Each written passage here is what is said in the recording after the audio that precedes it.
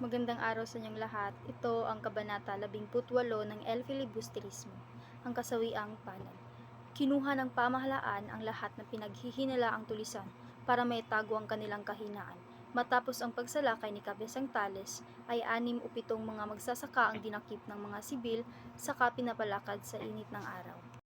10 o 12 mga gwardya sibil naman ng mga Pilipino ang nang-aabuso sa mga bilanggo at pilit na pinapaamin na sila ang mga tulisan.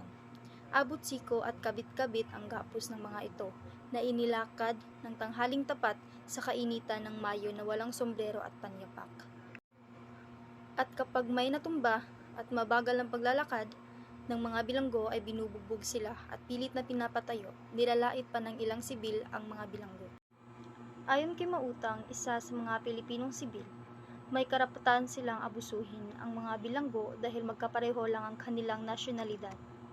Ito naman ang mga talasalitaan.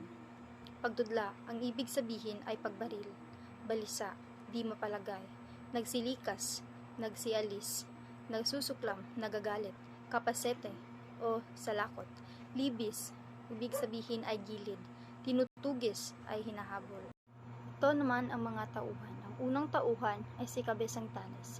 Siya ang gumawa ng pagsalakay na nag-trigger sa paghuli ng mga magsasaka. Pangalawa, si Carolino, ang bumaril sa taong nasa itaas ng bundok na nalaman niyang si Lolo Celo, ang kanyang ingkong. Panghuli, si Lolo Celo, ang lolo ni Carolino na nasa bundok at lumalaban sa mga gwardya sibil. Tagpuan. Sa isang rural na lugar sa Pilipinas sa panahon ng kolonyalismo, ito ay malamang na nangyari sa isang trail papunta sa bundok dahil may binanggit na paglalakad at bundok.